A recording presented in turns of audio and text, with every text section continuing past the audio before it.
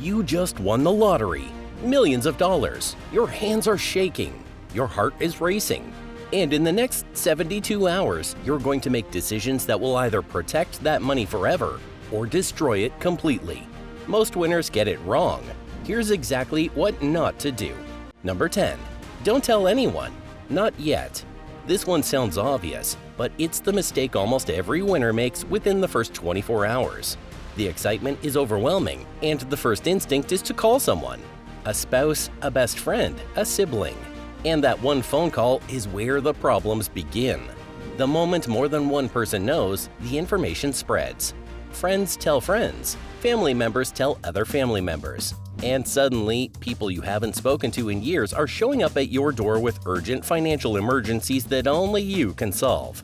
Financial advisors who specialize in sudden wealth consistently recommend the same thing. Tell nobody until you have a legal team and a financial advisor in place.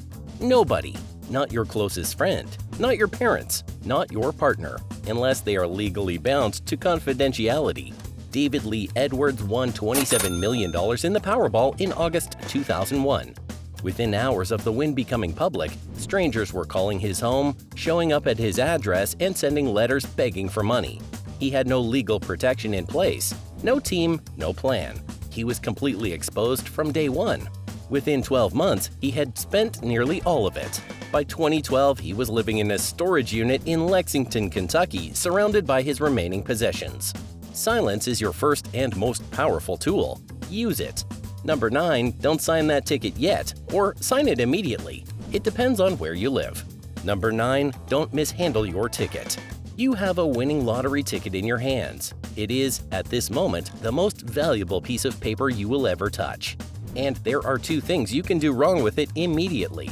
First, if you live in a state that allows lottery trusts or anonymous claims, like Delaware, Kansas, Maryland, North Dakota, Ohio, or South Carolina, do not sign the back of the ticket yet.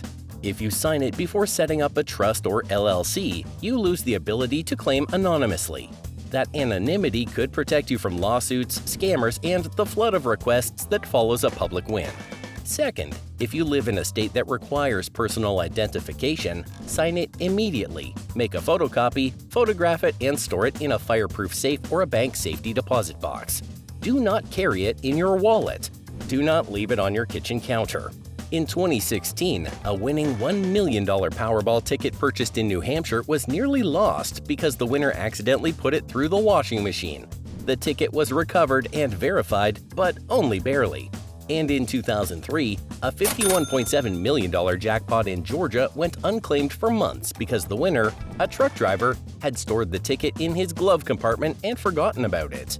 Know your state's rules. Handle that ticket like your life depends on it, because financially, it does. Number 8. Don't touch the money for 90 days. You just became a multi-millionaire, and the single best financial move you can make right now is to do absolutely nothing. Every financial advisor who works with sudden wealth clients says the same thing. Impose a mandatory waiting period before making any major financial decisions. No buying houses, no buying cars, no paying off family members' debts, no investments, nothing. Just wait. Why? Because the psychological impact of sudden wealth is real and documented. Studies on sudden wealth syndrome show that winners experience a form of emotional shock that impairs rational decision-making for weeks or even months after the win. Decisions made in that window are almost always regretted. Janet Lee won $18 million in the Missouri lottery in 1993. She was generous, politically active, and genuinely wanted to do good with her money. She donated heavily to political campaigns, universities, and community organizations, all within the first year. By 2001, just 8 years after winning, she had filed for bankruptcy with only $700 left to her name and $2.5 million in debt. Her intentions were good. Her timing was catastrophic. Put the money in a federally insured account. Breathe. Build your team first. Then decide. Number 7, don't choose lump sum or annuity without understanding what you're actually choosing.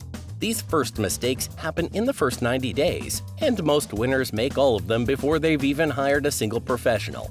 But the next mistakes are the ones that quietly drain everything, sometimes over years, without the winner even realizing it's happening. Number 7, Don't pick lump sum without running the numbers.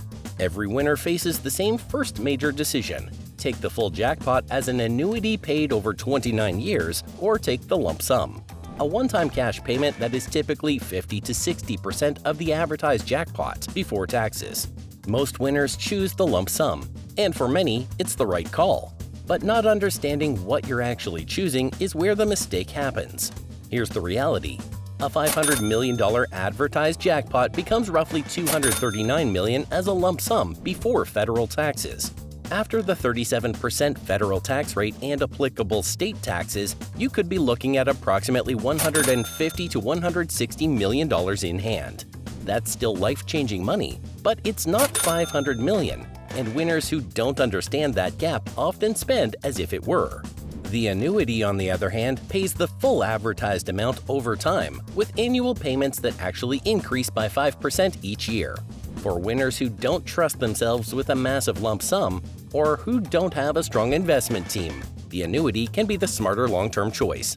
Andrew Jack Whitaker chose the lump sum on his $314.9 million Powerball win in 2002, $113 million after taxes. He spent it all within a few years. Know what you're choosing before you choose it. Number 6. Don't let family run your finances. When you win the lottery, the people closest to you will want to help, and some of them will genuinely mean well. But mixing family relationships with financial management is one of the most reliable ways to lose both the money and the relationship. The problem isn't always dishonesty. Sometimes it's incompetence. Sometimes it's a family member who genuinely believes they know how to invest, how to manage a trust, or how to run a business. And they don't. And because it's family, you won't fire them when the warning signs appear. You need a team of 3 independent professionals who have no personal relationship with you: a certified financial planner, a tax attorney, and an estate planning attorney. All 3 should be vetted, credentialed, and paid on a flat fee, not a commission, which creates conflicts of interest. Willie Hurt won $3.1 million in the Michigan lottery in 1989. He handed financial control to people in his personal circle. Within 2 years, the money was gone. He was later charged with attempted murder and cited substance dependency as a factor in his financial collapse. His entire support structure had failed him from the inside. Your family loves you. That doesn't make them qualified to manage 8 figures. Number 5. Don't underestimate the lawsuits. The moment your name becomes public as a lottery winner, you become a target. Not just for scammers and distant relatives, but for legitimate legal claims that can drain your fortune through the court system over years. People will sue you for things that happened before the win. Old business disputes suddenly become worth pursuing. Former partners will claim they had an agreement to split any lottery winnings. Strangers will claim you owe them money. And in some cases, those claims will have enough legal merit to cost you millions in settlements and legal fees, even if you ultimately win. Denise Rossi's husband, Thomas, sued her and won every dollar of their $1.3 million win because she failed to disclose it during divorce proceedings. Jose Rivera sued Edwin Castro, the $2.04 billion Powerball winner, claiming the ticket had been stolen from him. The case was eventually dismissed, but Castro still had to navigate a prolonged legal battle at the highest possible financial stakes. The solution is simple but non-negotiable. Before you claim your prize, have a litigation attorney on retainer. Set up a legal entity, an LLC or a trust, to claim the prize in the entity's name rather than your own. This creates a legal barrier between you personally and anyone trying to come after your assets. Don't wait until someone files. By then, it's already too late to prepare. You've protected the ticket, built the team, and survived the lawsuits. But now comes the part where most winners truly fall apart. Because the money starts moving, and it doesn't stop until it's gone. The next 4 mistakes are the ones that empty accounts quietly, one bad decision at a time. Number 4. Don't buy real estate you can't maintain. Buying a mansion is the most common first move lottery winners make, and it's one of the fastest ways to bleed your fortune dry. Not through the purchase price, but through what comes after it. A $10 million property in a high-value area carries annual property taxes that can exceed $100,000. Maintenance, staff, utilities, insurance, and security on a large estate can easily add another $200,000 to $500,000 per year. And if you buy multiple properties, which many winners do in the first year, these costs multiply with every purchase.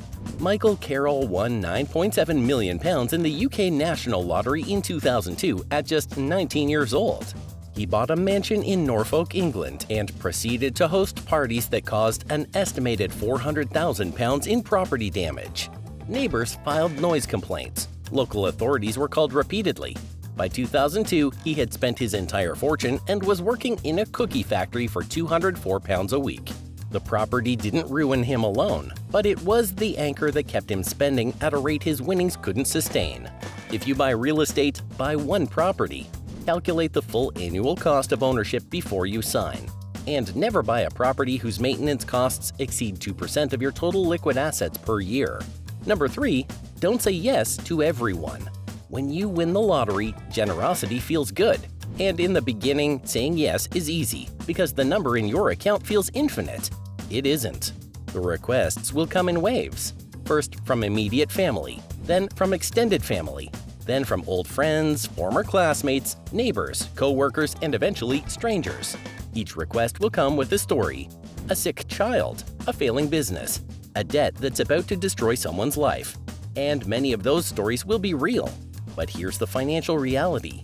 If you win $50 million and give $1 million each to 50 people who ask, which is entirely possible within the first 2 years, you have given away your entire pre-tax winnings, and you still owe taxes. Abraham Shakespeare won $30 million in the Florida lottery in 2006.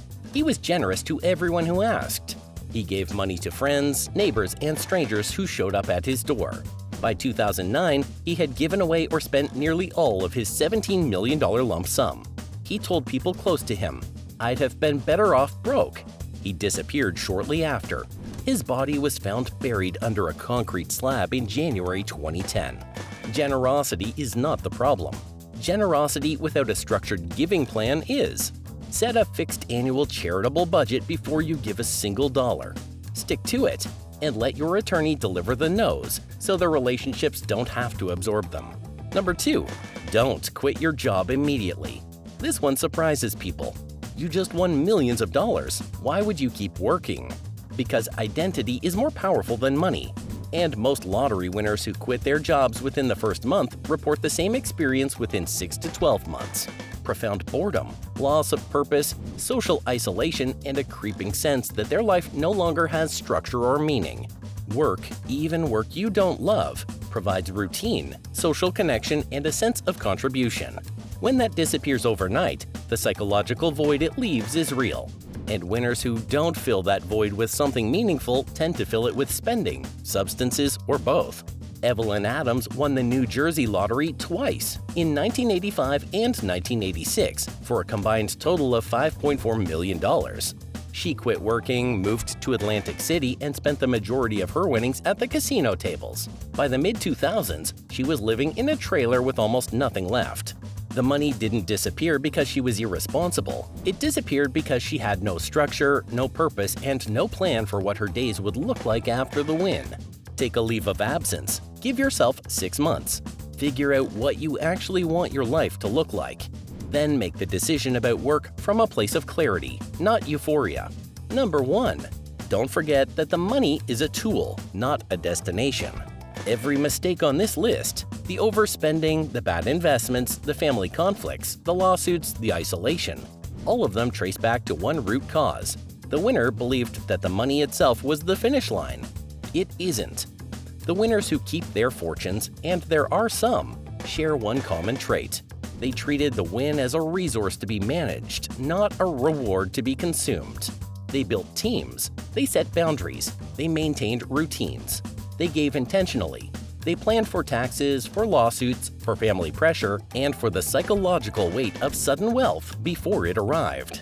Stefan Mendel was a Romanian-Australian mathematician who won the lottery 14 times, legally, by mastering the mathematics of lottery ticket combinations. He didn't win because he was lucky. He won because he had a system, a team, and a plan for every dollar before it arrived. You don't need to win 14 times. You need to win once and not lose it. The lottery can change your life, but only if you treat it like the beginning of a plan, not the end of a problem. If your numbers come up tomorrow, now you know exactly what not to do. 10 mistakes, and the painful truth is that most winners make at least 7 of them, usually within the first year. Silence, a team, a waiting period, the right legal structure, a giving plan, a purpose beyond the money.